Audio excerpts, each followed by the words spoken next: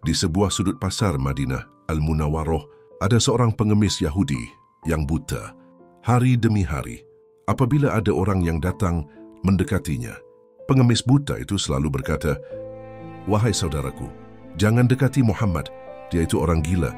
Dia itu seorang pembohong. Dia itu tukang sihir. Apabila kalian mendekatinya, kalian akan dipengaruhinya." Setiap pagi Rasulullah SAW mendatanginya dengan membawakan makanan untuk si pengemis buta. Dan tanpa berkata sepatah kata pun, Rasulullah SAW langsung menyuapi makanan yang dibawanya ke mulut pengemis itu.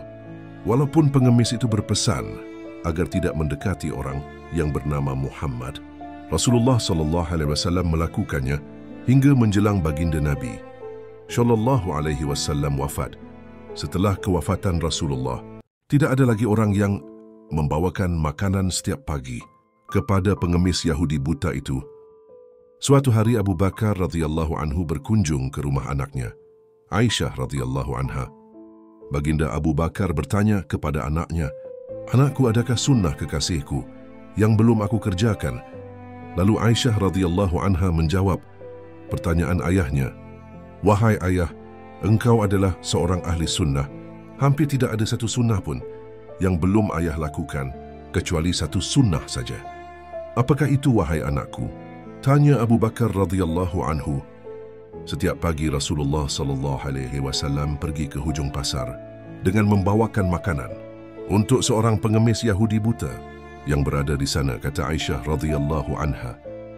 Keesokan harinya, Abu Bakar radhiyallahu anhu pergi ke pasar dengan membawa makanan untuk diberikannya kepada pengemis buta itu. Abu Bakar mendatangi pengemis itu dan memberikan makanan itu kepadanya.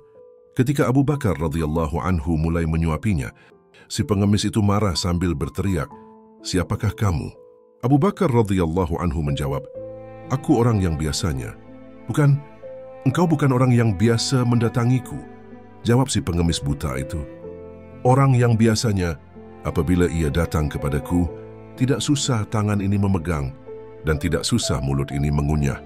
Orang yang biasa mendatangiku itu selalu menyuapiku, tetapi terlebih dahulu dihaluskannya makanan itu dengan mulutnya.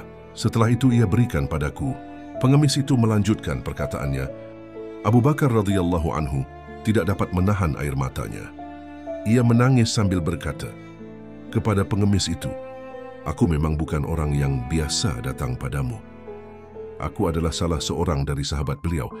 Orang yang mulia itu telah tiada, yang adalah Muhammad Rasulullah sallallahu alaihi wasallam." Setelah pengemis itu mendengar cerita Abu Bakar radhiyallahu anhu, pengemis itu pun menangis dan berkata, "Benarkah demikian? Selama ini aku selalu menghinanya. Aku juga selalu memfitnahnya. Namun ia tidak pernah memarahiku sedikit pun. Ia mendatangiku dengan membawakan makanan untukku setiap pagi. Ia begitu mulia." Dan pengemis buta itu pun akhirnya bersyahadat di hadapan Abu Bakar radhiyallahu anhu dan menjadi umat Muhammad sallallahu alaihi wasallam.